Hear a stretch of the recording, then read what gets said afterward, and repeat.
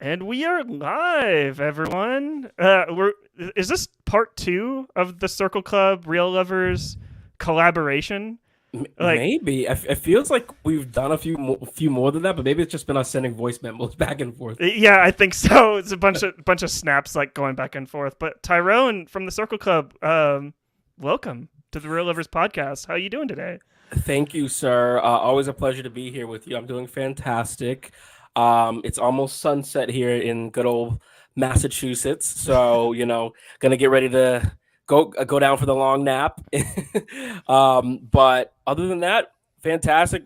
We saw the creator this weekend. Mhm.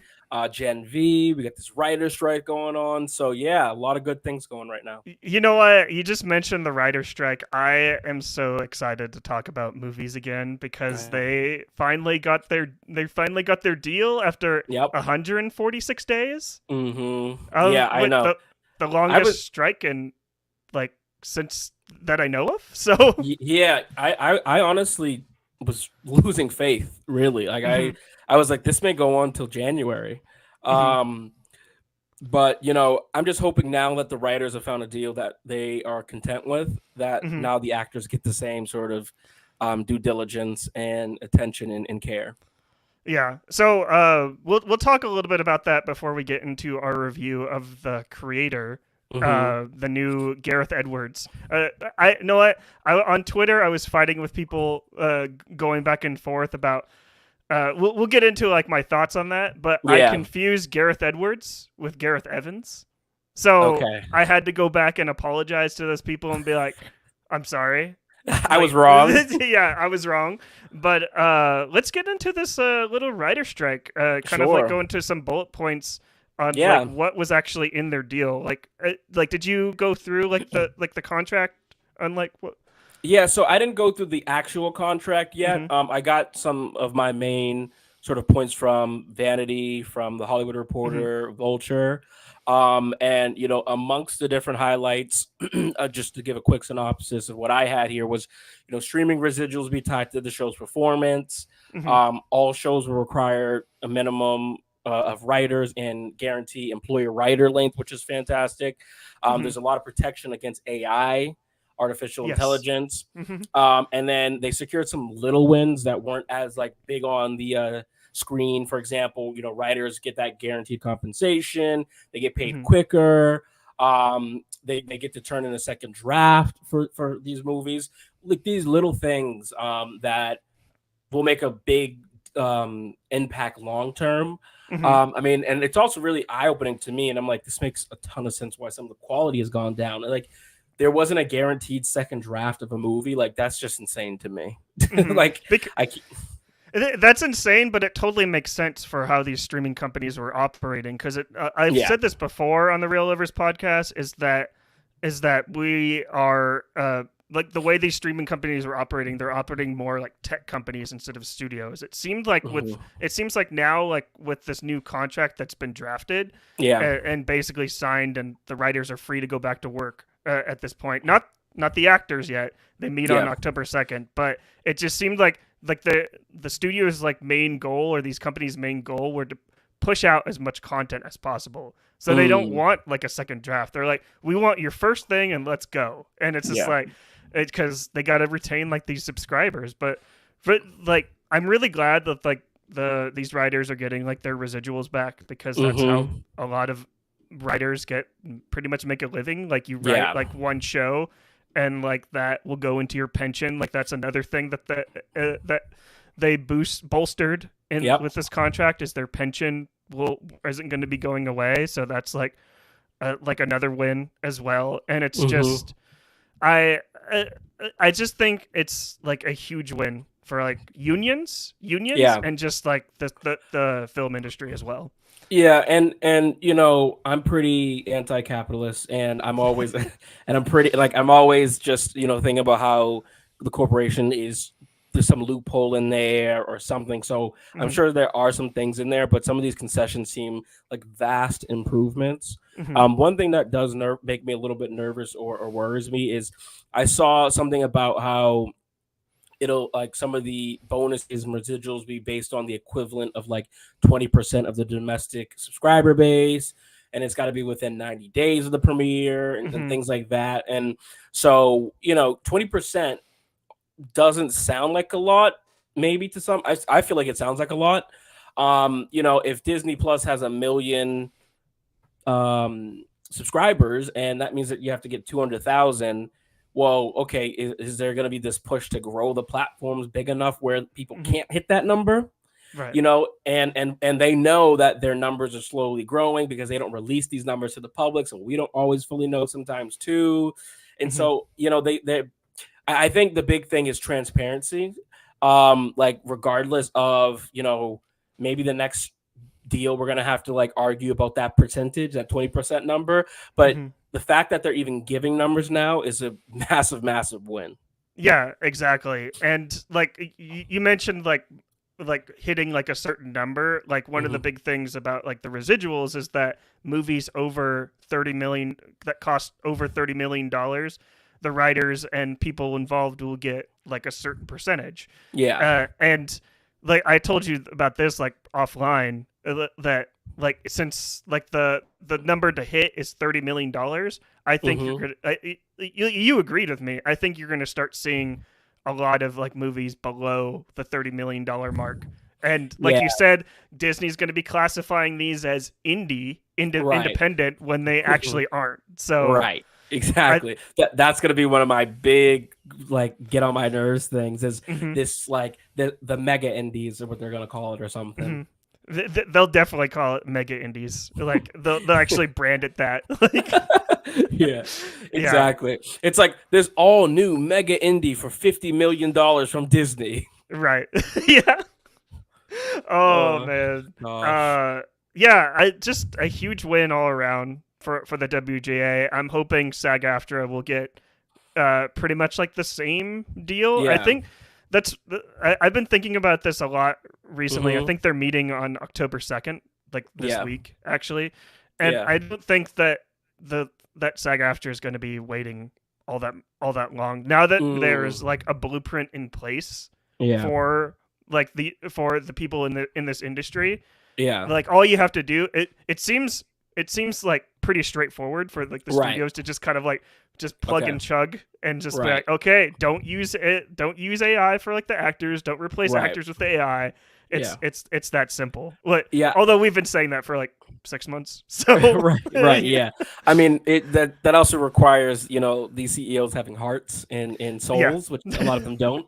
But no, I mean, I think the writers, in my personal opinion, not to throw shade at the actors, are the most important sort of part of this entire Hmm. process. They're the ones who are creating the stories. They're making the characters come alive. They're telling, the details of the costume, the setting, the world that they're in. So I think Hmm. that they do deserve to have their deal sort of taken care of first, because Hmm. naturally in the sort of chain of operations, you have these writers, they have these great stories. Okay, now it's time to put these brilliant actors into these stories and make it come alive. So Hmm. I do hope that they get a deal. The one thing in that actors deal, and I know we're not talking about that, so I won't go too off focus.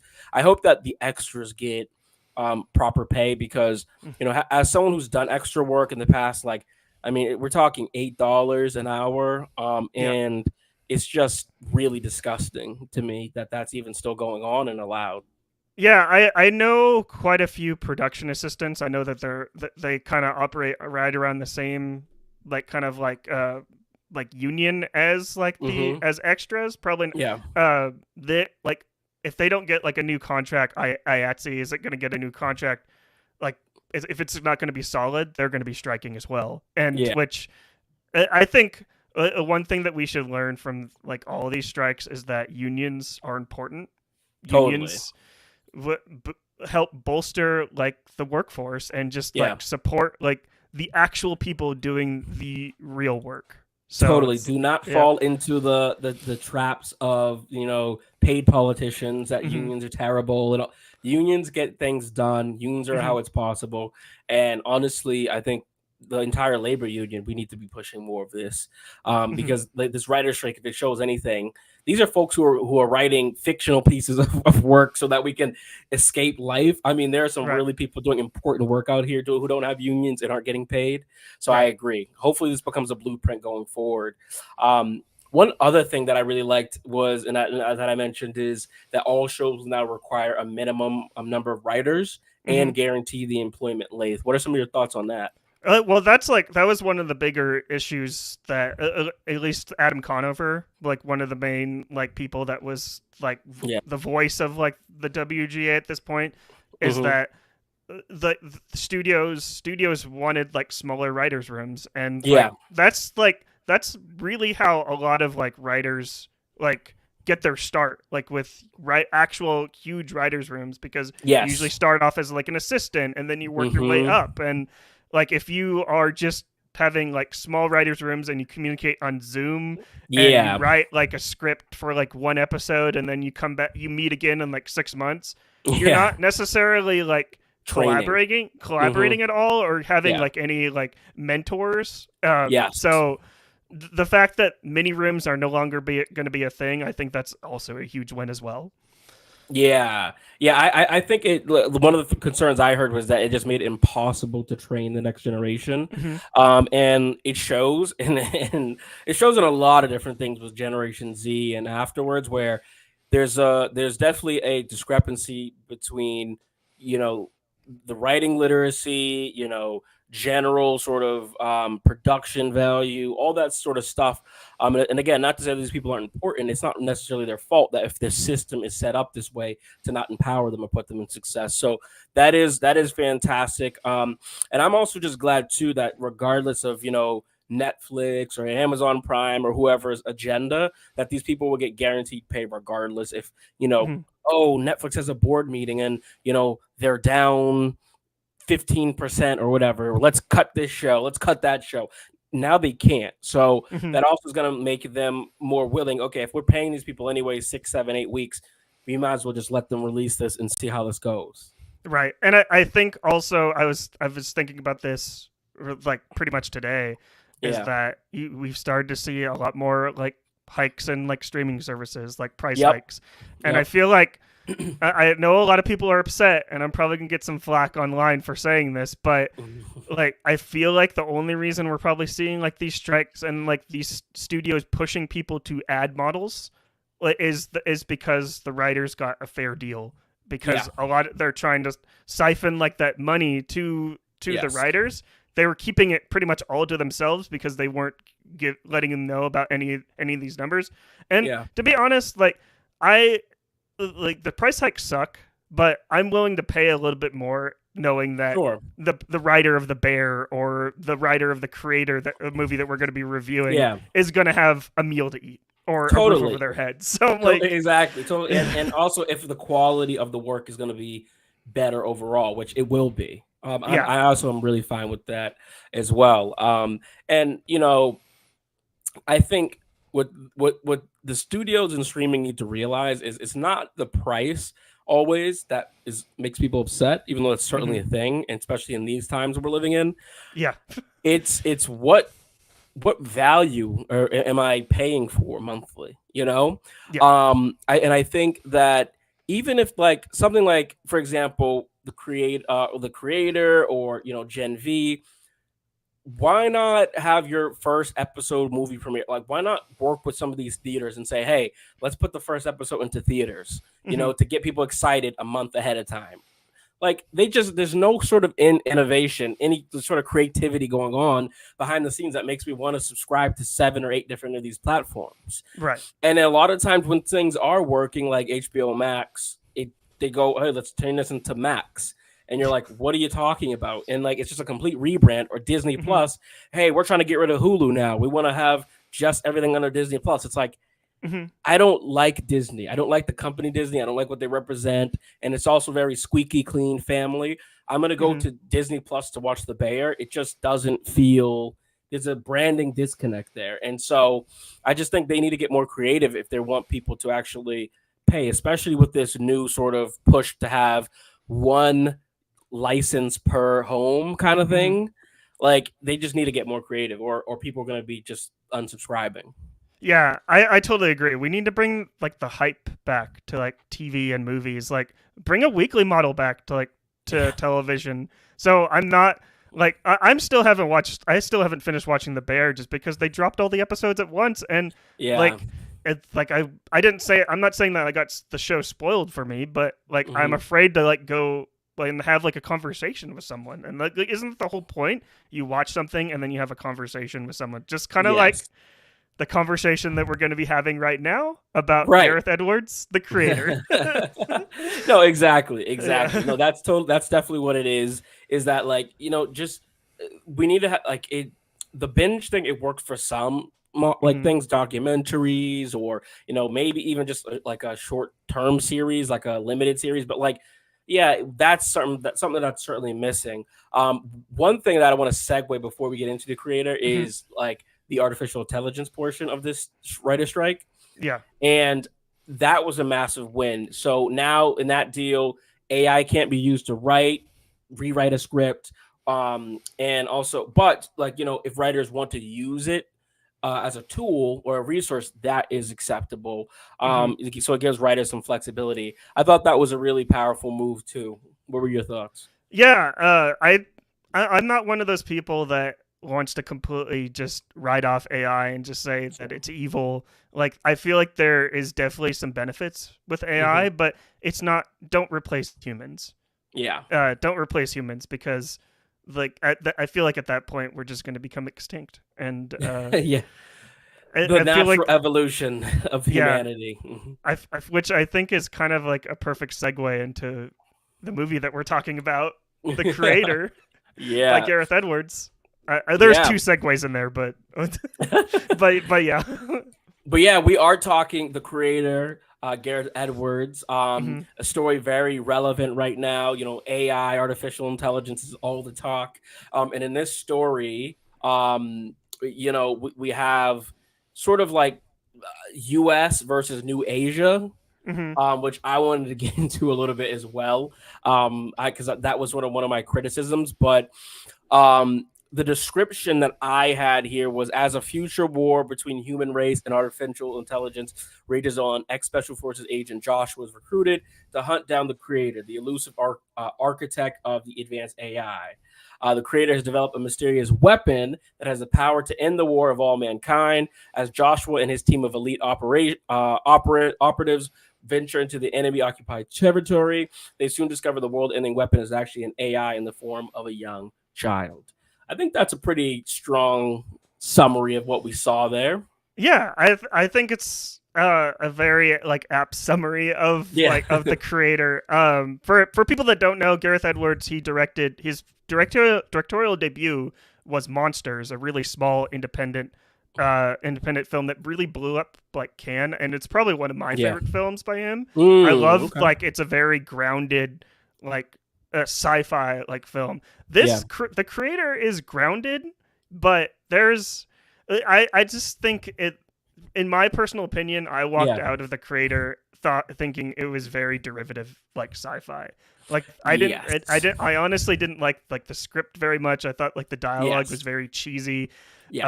Um but the way this film looked really Oh, blew me away. Like gorgeous. shoot, who is the I'm pulling up the cinematographer, Greg Fraser. He Yeah. also did the Batman. He worked with Gareth Edwards on this film, and it's absolutely stunning. And And did Dune. yeah, and Dune as well. But did you happen to see like how much this movie cost? I did, and that was something I wanted to bring up.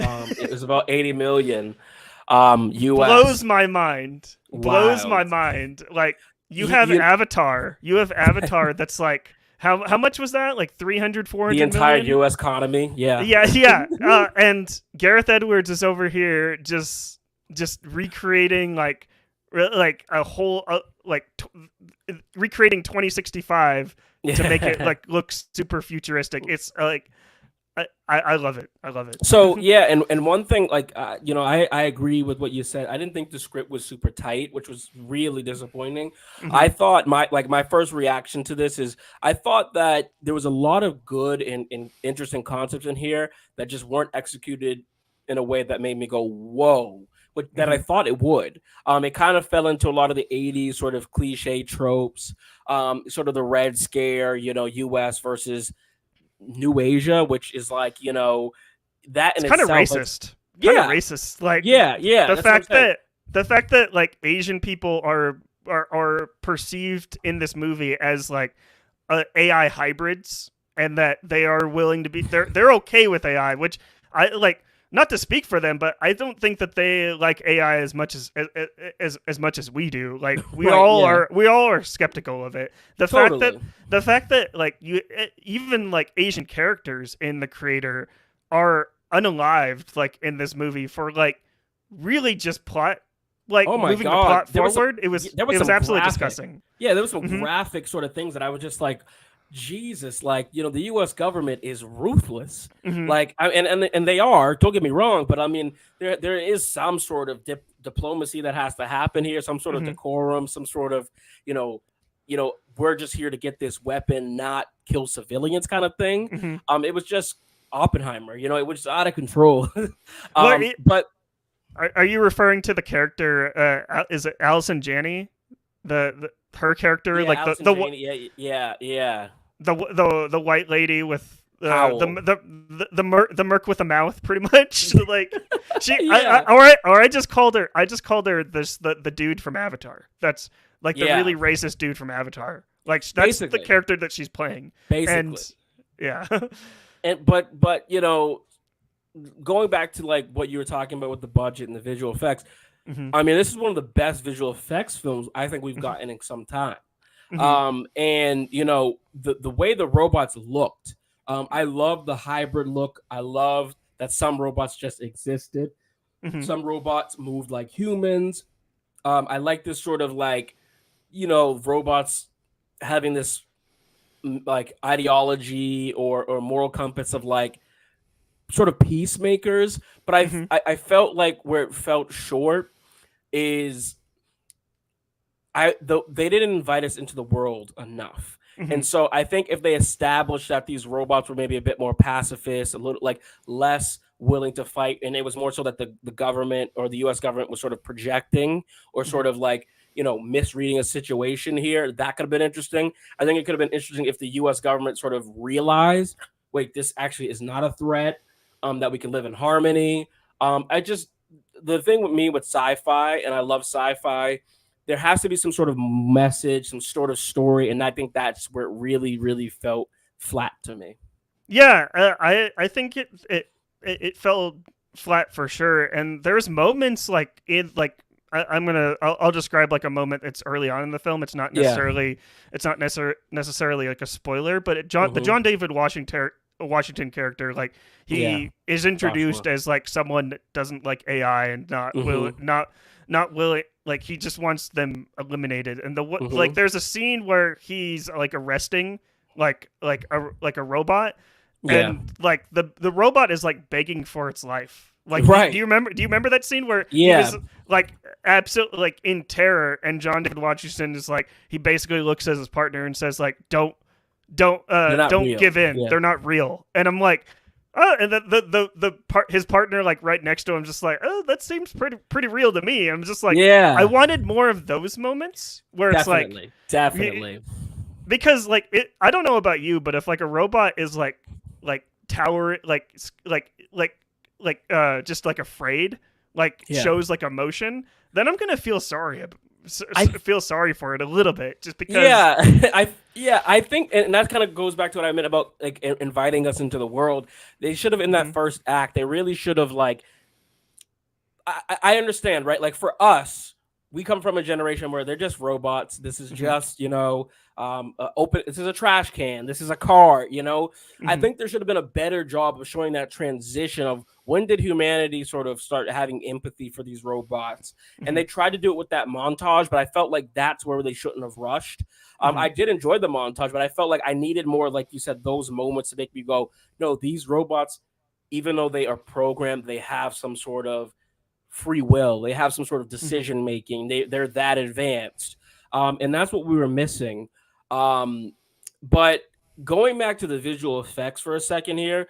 So Gareth Edwards actually studied visual effects in university. So I think that also is probably why he has such an attention to detail here. And I also heard that they kept the script pretty tight, which is a benefit and a disadvantage. Benefit because you like they shot it all, then they did post production with the visuals. They weren't really like there was not a lot of like pre-production and visual modding and stuff what you see in Marvel, which is why it kind of like they get stuck or pigeonholed.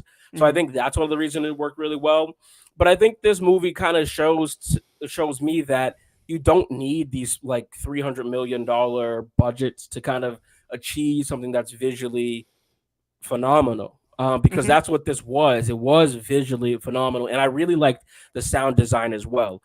It kind of took some of those Star Wars sound effects, but like made it seem a little bit more realistic, a little more authentic, and I really appreciate the sound design. More grounded for sure. Yeah, like especially I feel like the strongest part. We won't talk too much about it because of spoilers, but I feel like some of the stronger emotional aspects were the third act. Everything that happened in the third act. And really? It like I got a lot of District 9 vibes, like in that third act where he. This is so much a spoiler. We can edit this out, but he becomes kind of like he realizes like who the AI is and who these AI hybrids are, and once you like live with them, then you become you see like their side, and then not all of them are bad, which is very it like when that started coming up, I was just like it's a little cliche and a little like I don't know like white savior like it's like we understand now, don't hate us, and I'm just right. But no, I agree, and I thought too like the third act for me they really rushed at the end. Like it was like boom, boom, boom. Like the scenes were so fast, but within that, there were some moments I really did like. I loved sort of that like chemistry between Madeline Yuna, who plays Alfie, the young robot girl, and John David Washington. I thought they had extremely great chemistry. I thought Gemma Chan and John David Washington were super believable as a couple. I really liked them. I actually would have preferred to see more of their romance, more of their story. Ken Watanabe is always fantastic. I don't think he's ever missed. He's just so good. And like even in his short moments, he was really fantastic. There was a line that he said that resonated with me. He was like, you know, we're not designed to kill sort of like the creator, right? And I like that moment, but I thought what they could have maybe done with that is if we got that ideology early of like we can't kill or like, you know, that's not what we're programmed to do. There was a mistake. And we had that, like maybe in that first act, we would have maybe had a little bit more empathy. Maybe you would have believed that the U.S. government could have changed over time. But it just, it went a route that was predictable. And I don't know if this is true. And I'm not going to sort of give Gareth Edwards a pass here. This movie felt like a movie where there was a lot of potential and uniqueness. And then like maybe the like producers or the or 20th Century Studios was kind of like, cut that. Oh, like, you know, reduce this. Oh, no, we need a moment where the girl saves. Or, you know what I mean? Like, it felt like this had some sort of larger hands involved with it. Yeah, I can definitely see that.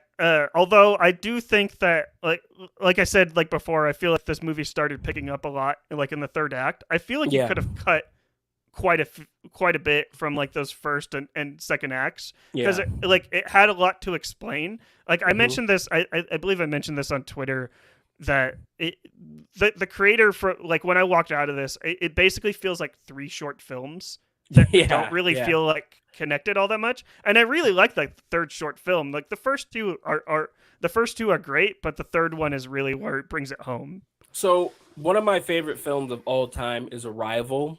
And do you remember that film Passengers with Jennifer Lawrence? I haven't seen it. I've been told to watch it multiple times, but I just haven't seen it. It wasn't great. And one of the reasons, like those two to me are a masterclass in editing. And one of the reasons Passengers doesn't work is because the way it's edited is up front. You see, like in the very first sort of scene that Chris what's the guy's name from Guardians of the Galaxy? Chris Pratt. Chris Pratt. Chris Pratt. Yeah. Chris Pratt's character reveals that he unlocks Jennifer Lawrence's character even though she wasn't supposed to. And I think that, like, if they edit it where you found that out later, it kind of becomes this like, how could you, like, this is selfish moment, but they do it up front. And so because it's up front, it doesn't quite work. And I Mhm. think with this story, if we would have maybe edited where we put some things in the beginning and then we put some things towards the end, there is a good story in here. I know it. I know that there is a good story in here and that there's some potential. But I Mhm. think that the editing, the script wasn't very tight. And then there was that sort of guy who was working with Allison Janney's character, the other like white actor, and he just Mhm. had some really cliche, corny moments. And Yeah. with John David, oh, save me! Oh, you betrayed Yeah. us! Like, you know, it's just, oh god. Yeah, it's all very bad and like cringe in some moments, but like you said, like this movie has potential, which the fact that this movie only costs $80 million, I don't think it's going to make its money back, but it Yeah, doesn't have like that big of a hill to climb because of the yeah, low budget. So right. hopefully, like Gareth Edwards will like be able to revisit like Hmm. portions of this world, because I think that the Yeah, world that he created is really something special. I just want to see him to be a little bit more focused. Like it. yeah, it and I mean, I'm not always one to say, wow, we need to franchise everything. mhm, But this is one where I'm like, this is an interesting sort of world that we didn't get to explore enough that I would like to maybe play with a little bit more. But I'd be fine if this was just a standalone as well. mhm, But when you, like you said, when you have an $80 million budget, I want more movies like this. I prefer movies like this to. It's so fascinating that they took a risk with the casting. It's extremely diverse. They took a risk sort of like with the visual effects, like, it wasn't over, it wasn't like super cost heavy, but it just felt safe. It felt like a very safe movie, as mhm. far as some of the decisions that were made and sort of expectations that I really was hoping that this movie wouldn't take such a safe route, especially considering, Rogue One and some of these other films felt like they did take a little bit more of a risk and jump. um I had a question. So I was talking to one of my friends of the Circle Club here, Matt on the Mhm. mic, and I said to him, because he's a big Star Wars fan, I was like, do you think that our generation of film watchers, moviegoers, we're so used to these franchises and sequels where we already have that background knowledge that we kind of go into those movies and give them more of a pass when they don't build up the world versus an original story?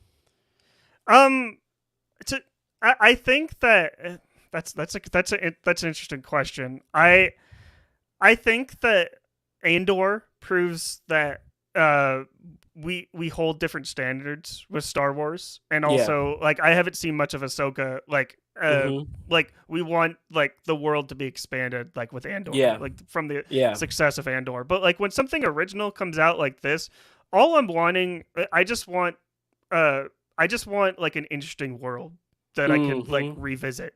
Not Yeah. necessarily revisit by like more movies. Right. I want something that I could like pop in like the Blu-ray player and be like, oh, I want to rewatch this again. Yeah. Does that answer your question a little Yeah, bit? It's like, yeah, and again, I think that's where they fell short for me. 'Cause I think if we mm-hmm, would have gotten a little bit more of the actual world, mm-hmm, and I've heard other reviewers really rave about this movie, saying they love the world building, they mm-hmm, loved it, and I think there is some truth to that, right? I do think that we did get some sort of interesting concepts, some mm-hmm, new concepts, some fun concepts. I love the idea of like this union sort of world.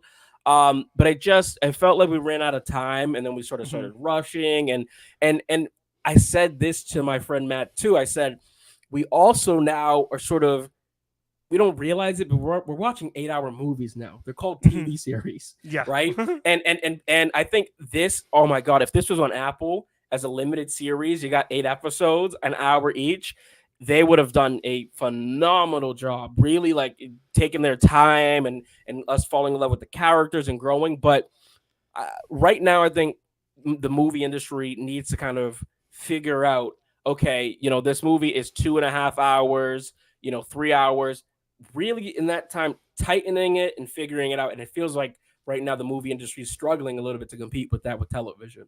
Yeah, for sure. I did say like one positive thing like about like this movie. John David Washington, like he's absolutely fantastic in this, Yeah. and like he was in another sci-fi film, one directed by Sir Christopher Nolan. Yes. I don't think Yes. he's So no. knighted. I don't think he's knighted, but we're just gonna go with it. Yeah. Um, I I love that do. movie. Yeah. Uh, I haven't. I've only watched it once. I Yeah. was not a big fan of it. A lot of people were. The Yeah. one, Yeah. and I feel like this performance John David Washington has versus Tenet, I prefer like what he's doing here, and I want Yeah. to see more of that. Although I think that he has the potential for him being in a sci-fi movie. Like he can do better than the creator. So I agree. I agree. I thought that's a fair point. I thought I liked Tenet, but it's with Nolan. It's less about the actors and more about using those actors as his chess pieces for his mhm, story.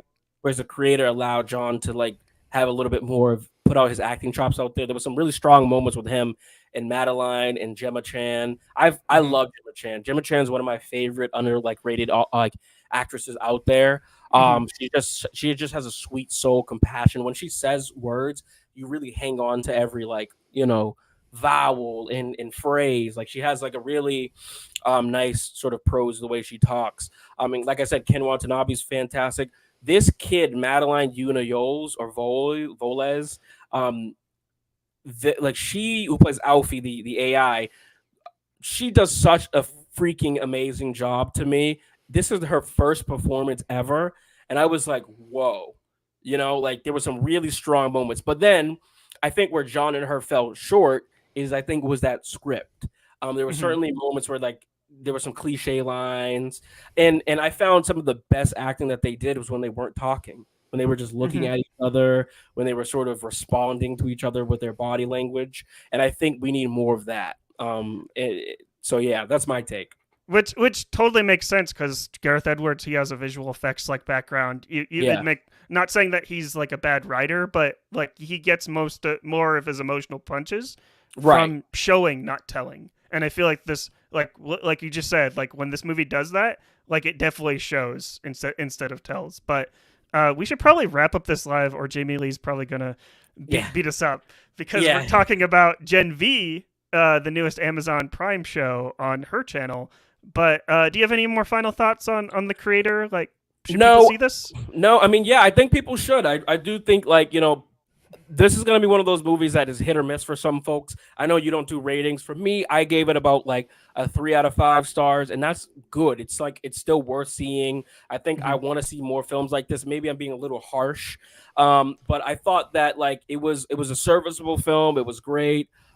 Like there was some interesting moments. I do think the acting performances were awesome. The visual effects is alone, in my opinion, is worth seeing just once. Mm-hmm. So yeah, I would definitely say people should see this. Yeah, I think people should see this as well. I gave this a 3 out of 5 on Letterbox. I really had, like, despite like my complaints for this movie, I really Yeah, had a decent time because John David same. Washington is worth the price of admission. Yeah, Probably not a full price, more like right. maybe like a Yeah, midday A price, like Tuesday a $5 discount or yeah, Tuesday $5 discount, or if you have Movie Pass, if anyone has yeah, that, just like use your free credit for that, and I don't think you're gonna have a bad time. I agree.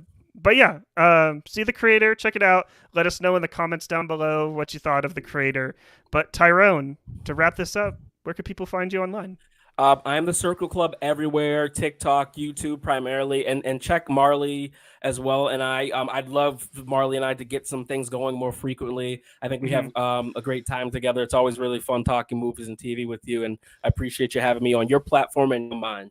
Yeah, exactly. We need to do like anytime you want to hop on and talk about a movie. Well, we're gonna be doing it in like 3 minutes. We're gonna be talking about Gen V, but All right. people can follow me at Marley Lives Film. You can see like the handle at the bottom of the screen. I'm pretty much on everything. Not so much Twitter anymore, but No. you can follow. Yeah. The main ones are Threads and Instagram, which is basically just Instagram, and then YouTube as well. So you can listen to this podcast anywhere where you listen to podcasts at the Real Livers Pod, or the Circle Club. The Circle Club's also on Spotify as well. Yep. Yeah. We're on Spotify and everywhere. Just search the Circle Club. You'll find us. Yeah, just search the Circle Club and the Real Lovers podcast and give us a rating, give us 5 stars, and even if we're doing bad, give us 5 stars and let us know how we can improve. So, Absolutely. Absolutely. Yeah. But yeah. And as we always say at the Circle Club, we love you. Be kind in the comments, be friendly, and just be you. Yep, just be you and keep watching movies, just like we say at the end of every podcast. But yeah, have a good one. All right, see ya. Okay, end stream. That's so awkward.